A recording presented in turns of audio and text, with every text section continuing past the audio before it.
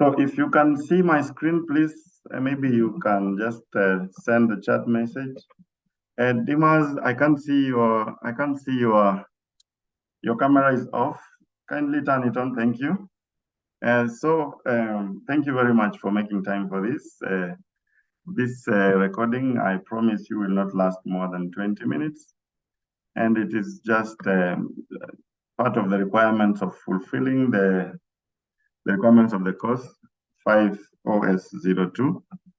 And I'm sure we've used Zoom before. I prefer Zoom to other tools because it gives me a range of features that I can use for interacting with people. So first, our topic here is safety and health for young workers. So, you know, HR professionals are currently having problems or other challenges because the workforce has really changed from the old. Now we have the young generation Z, they're calling them millennials and so forth. So there are other safety considerations that are coming up, which are not the traditional challenges that safety officers or people in charge of safety in various organizations are used to. So probably I will throw in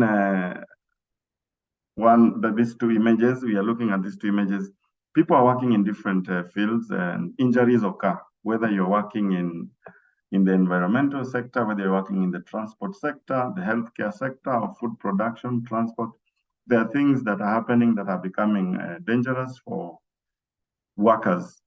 So as you can see, the first image to the left, I think this guy is this a van?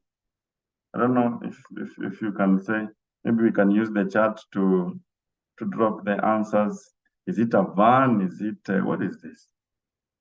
I'm trying to look at it. Looks like it's a van. I think it's falling off. And then there is the nurse here. I think she's probably feeling her neck and probably back is feeling somehow painful. Probably it's because of overworking. Okay. So Fedwa, I think thank you. Robert says I think there's fatigue. The nurse is experiencing fatigue. Fedwa confirmed to me that your image your screen has these two images. Thank you. Yes. I'm going to have to just interrupt for a moment just so that I can be able to show you all of my screen. I'll just stop sharing for just a second and then I will start screen sharing again. Good. All right. I think my screen is visible. Can you see it? Good. Now, when we are talking about worker injuries, we are talking about anything that is a hazard at work. So by the end of this session, we are going to learn about, or we're rather going to get information on ways young workers can get hurt on the job, common health and safety hazards on the job, ways we can reduce or control these hazards. And then we shall also talk about emergencies in the workplace and how we can respond to them, what to do if you see something at work that could hurt you or make you sick. And finally, we shall touch a bit on the legal rights and responsibilities the young people have at work. And now, our experience with work. Of course, all of us have had a job, probably from a few years back. Probably tell me where you've worked. Well, let's use the chat. Just tell me where you've worked. If you've worked in transport, if you've worked in healthcare, if you've worked in human resource, if you've worked in financial sector. It's good to know so that now when we make these examples can be relevant when we know exactly what the experiences are. Tell me. So I'm working in a consulting company of engineer in Saudi Arabia. I'm a human resource. My PhD work in human resource more than 12 years. Wonderful. So I think this is a pretty cheap topic for us. Father has told us where she worked. She's told us she's in human resource. Have you ever been hurt at work? Probably any kind of injury, could be sitting for too long and none. So then it means probably there are some occupations that are riskier than others. That's just my view. So anytime you've been uncomfortable with a task you've been asked to do at work, of course, I'm sure that is common. Sometimes you get a task and you feel this one is too much for me. Health and training at work, I'm sure that has happened. For 12 years, I'm sure there's pretty a lot of training on health and safety. Okay, so let me ask a question. The law says your employer is responsible for providing you with a safe and healthy workplace. The law says your employer is responsible for providing you with a safe and healthy workplace. Is that true or false? Yeah, I think employer responsibility, the main thing to provide the health cares for any employee hired joining to his company. Also, provide the right environment for each employee. Could be environment as an asset, could be environment as worker as well. All right, thank you very much. So that is true. Maybe. Does it limit on how late you can work on for example, a school night if you're under 16? How are the laws? Does it limit how late somebody can work? No, under 18 is not Employer. it's not legal at all. Yeah, it's not legal at all. Yeah. So the law sets limits. Thank you. So again, let me come back to you. If you're 16 years old and you're allowed to drive a car on public streets, is it allowed? What is the legal driving age? There's something called in Saudi Arabia, it's called permission to drive, which is under 18.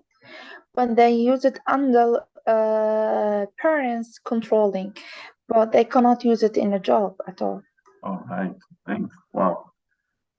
Thank you. So the other questions here, which I think these ones we can just look at them. If you are injured on the job, your employer must pay for your medical care. That one is basic.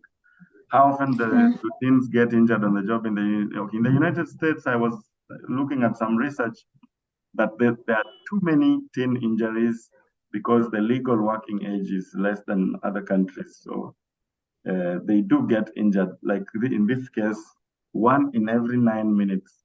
So it's crazy. So let's look at the real jobs now, the real risks. Why are these young people or young workers more likely to be hurt on the job? Look at this. This is a story of Jack. Jack is a fast food worker. Jack works in a greasy and slippery floor, and he got injured. And you can see that picture very, very scary. He injured the tailbone. Why do you think this happened? Of course, a greasy, slippery floor will definitely become a serious hazard. How could we prevent, Robert? How do we prevent such a hazard? For this type of accident, okay. I think yes. Jack working in a fast food worker first. I think the employer should be responsible in creating a safe environment. By safe, I mean they should be clean, because this is something that could be brought about by dirty floor, slippery floor, or liquid pouring to the floor, and someone accidentally slips if not careful. So I think there should be, if it's like a fast food restaurant, there should be people that should be constantly cleaning the floor to ensure it's a bit dry. Okay. And I think that will make it easy to avoid such issues. That's correct. So maybe I also think maybe they should create awareness for workers before they begin to work. They should ensure the environment within which they are working is safe. So again, safety starts with the person himself. The employer might make everything safe, but then the worker might make it hazardous. So I think that's correct. Let's look at another teen work injury here. There's an office work here. She's her hypothetical name, Angela. The hazard is excessive typing in an awkward position, as you can see. Then now she has repetitive stress injury. Of course, it happened because of her posture in working. Preventing, maybe I could say, maybe I could answer for you. Preventing such an injury would maybe, she needed proper training on the correct posture for her work. I don't know. This could be probably a problem with giving somebody a different job from the skills they have. That must be, there's a mismatch of skills here. Okay, so another here, Lindsay, pizza shop cashier. There was violence at work by a co-worker. She got bruised. Now, I don't know, Fadwa, in the being a HR professional, what can the employer do to stop this abuser? This kind of behaviors is not accepted at all in any company, in any environment. I think the right way, the company shouldn't allow that. So if this happened, they have to investigate and find out who's doing mistake and follow the labor law for giving like warning or for any type of punishment as being labor law. So in your case, like now it happened in your workplace, what would you do in this situation? Now this if it's violence, employer doing that, yeah. If employer doing that, there is clear article in Ministry of Labor Law talking about fighting or arguing. It's mean tough arguing. There is the right way to have a punishment from employer or management. We cannot decide. We have to investigate. As a human resource, we have to investigate, and then we take decision for that. Wow, thank you. So definitely the effect of such an incident, I think there is an injury, physical injury, bruises, and it can affect her work as well. So another one here, probably the final. This worker, there was sexual harassment, which caused the victim emotional trauma. And I think, like you said, the law takes priority here. The employer must investigate and apply relevant regulation or legislation to be able to stop. And I'm sure, I think sexual harassment is one of the worst workplace misconduct that happens, because all workplaces ensure that there is little to none harassment, sexual harassment. I think it is also up in the Equality Act. It's seriously described. So, statistically, from the research that I have done, I found out that approximately 1.6 million teens in the United States work, and 50% of them are still in school. Actually, all of them are in school. So these are workers who are still students, and many of them are injured. Each year, from the time I looked at 2010, I looked at a 2010 CDC report, 59,000, over 59,000 workers younger than 18 years were sent to the emergency sections of health centers for job-related injuries. But actual injury statistics are much higher, because these are those that are reported. So, and we are told that 37 workers younger than 18 die on the job. And this is a yearly statistic. And they're also saying that young workers are twice as likely to be injured than adult workers for obvious reasons. You know, adult workers take time before they make a decision. Young workers are very, very quick and fast in making decisions. And the statistics are here. And the highest is leisure and hospitality. So we are looking at those who are working in restaurants. We are looking at those who are working in hotels. Somebody might fall over the stairs. And then we are having so many others, as you can see, this statistic that I picked from the CDC report of 2009. Another one is here, where teens are injured on the job. You can see very, very serious again. And total percentages are just 35% or more is very high. So key points that we have checked in this area is that we need to recognize and reduce hazards. and identify the laws that protect these teens, or if there are any worker must be protected. Identify the laws that protect teens. Identify the laws that protect teens from discrimination, because like in the US, they are allowed to work by law, so they need to be protected. Assess how you can solve health and safety problems. Name some of the agencies that enforce health and safety laws and child labor laws. But I don't know about Saudi Arabia. Tell me about does the Occupational Safety and Health Organization regulate or manage safety rules in the workplace? Yeah, that we have. Right. Nice. So I think that's good. So maybe let's look at these images. There are two images here. I want us to check them out.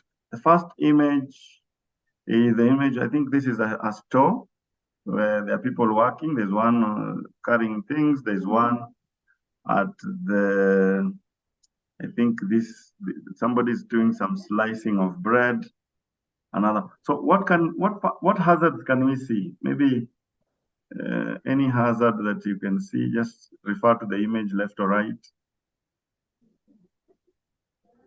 You can see. I think. Yes, in the first left image.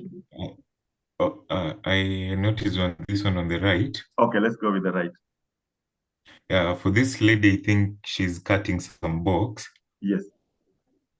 And I think the tool that she's using, if not properly trained or not careful, yes, she might accidentally prick herself. Yeah, I can see if she goes in that direction, she might chop her finger. Even though she's wearing a pair of gloves, we are assuming that's a very sharp object. Yeah, so on the left, everything on the left is very dangerous. I can see there's something on the top. Yeah, chemical. There's a chemical there is there. chemical thing. Yeah. Yeah, near from food. It should be never chemical near from food section at all. Yeah, sure. And other thing, the guy he never wear gloves, and also that girl she clean the floor with her hand. It should be used stick, and this is not good for her health body also. Yeah, I see that. Yeah, correct. Thank you. Because of time, let's move. So we've been talking about these job hazards, and we all know that this is anything at work that can hurt you, either physically or mentally. And there are safety hazards. We talked about that knife. Earlier, we talked about grease. Then Fado has told about the chemical hazard, some liquids that can harm us, and these are cleaning products and such things. So we have biological hazards. These are things that can cause sickness. We have other health hazards like noise, radiation, depending on where you work. Heat can be cold, it can be violence, and all that. And again, I'm looking at such an working environment. I think this one is pretty bad. This one is very bad because this environment, these people should not be here at all, including one who is pulling some luggage from the top shelf. This can easily fall, probably shatter or even injure his feet. This one who is cooking fries, I think the fryer is overflown with oil.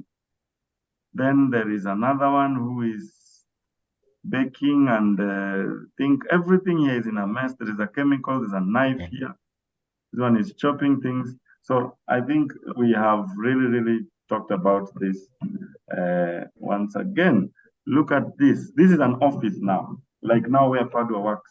This is an office, does not have chemicals, but tell me what you see. Yeah, cable should be never in your corridor at all. Thank you. Yeah, this is very important. The safe drawer it's overload. It could be broke and fallen anybody in feet and broke easy. Yeah, hot drink. Yeah, and it's very messy office, this one. Yeah, like where the lady and I can see. Yeah, I can see also trash very full. Yeah, many things. Yeah. I think it's not a place somebody should be working. This This should be cleared. Even the walls, you can see they don't. There's no order in which the notices have been pinned. There's just it's messy. So this place is not a good place to work because it's full of hazards. And there is a gas station here. The gas station, we can see everything is wrong here again. Out there, near the pump, we can see the pump is oil. I think gas is coming out, fuel is out. And this guy here has bought something. I don't know what he has bought, but from the impression, this man is not normal. Looks like he's alcoholic, in my view, because what he's carrying is neither known as a soft drink or something that can harm somebody. So I don't know. And then what do we see? Anyway, let's move. So when we look at this image, if I'm starting a fast food restaurant and maybe I am educating my workers about safety in the space, and then look at there are so different colors used here. Red means there is something hot or sharp or something that can really injure you. Physical hazards. The red, there is spills of drinks, there is a hot grill, hot grease, sharp knives. Then the chemicals in green, you can see cleaning products. There's a dishwashing, then there's bacteria. So this is what we can use to illustrate how a clean space for working can be. Remember, if the space is clean for workers, it is also going to be clean for customers. So the workers come first if the customers are to like the services. So the main points that we have gathered here, finding hazards. We agree that all workplaces have hazards. And we have said that is anything that can hurt you. It can be physical or mental. And we're saying that some jobs hazards are obvious, others are not. Some can hurt you now, others can hurt you in future, like now somebody who fell and now have injuries that will go on affecting them in their daily lives. So to be safe, then you must identify different types of hazards, which we mentioned: chemical, biological, physical, and others. And we said people have a right to know about chemicals and other hazardous substances in their workplaces. When you use a new chemical, read labels, check the safety data sheets, they call it the STS and all. So that is what we have. So making the workplace easier, we talk about everything that we do while doing our job. You can be working with water, just washing dishes, but still it might be a hazard in the event that it causes you bodily injury. So controlling hazards at work can be cheaper than controlling the effects that they come with. I have drawn a hazard pyramid, and at the bottom, we are looking at the basic precautions that we can take, which are very cheap, like wearing PPEs, gloves, using different things that can protect, personal protective equipment. As you can see, the amount quoted there in US dollars is less as we go up.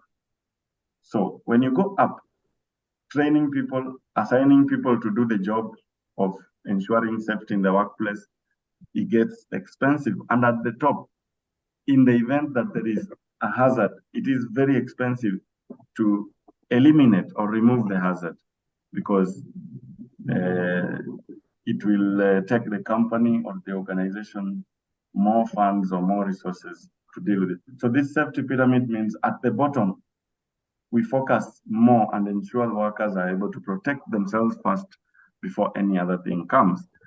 So I think this hazard here, dishwasher, chemical, I think we looked at this earlier. We looked at this story. Eliminating this means that we must use proper protective equipment. So in the event, in the part of Yasmin, these chemicals are spilling over to her eyes. It means she needs to protect her eyes. Probably safety glasses would do. Gloves here would do, and other apparatus to hold this, I think, this could be cookies or something. Andre is carrying a very heavy box that is very many kgs. He needs to use equipment such as a forklift to lift such and not directly. So I think having gone through these, the main points we have gone through, we are running out of time. How to approach a workplace problem, like Fado told us, define the problem, get advice, and the other steps here, and contact an organization that a regulator within the space within which you work. Talk to somebody who knows these things. And the action points today, we have talked about steps for approaching the problems. If you don't feel comfortable talking to your boss, you can talk to a trusted adult or an agency, but always trust your instincts when you're working. Don't be afraid to speak up if you have a problem. And I think that marks the end of my presentation today. I don't know if there are any problems, any questions. I don't know. The chat feature is empty. Thank you very much all for taking your time to help me take through this. And I hope above all, I have learned something. I've learned a lot. Probably you've also done the same. So thank you very much. Yeah. And Okay. we can all now live at our own pleasure. Okay, thank you. Thank you. Thank you.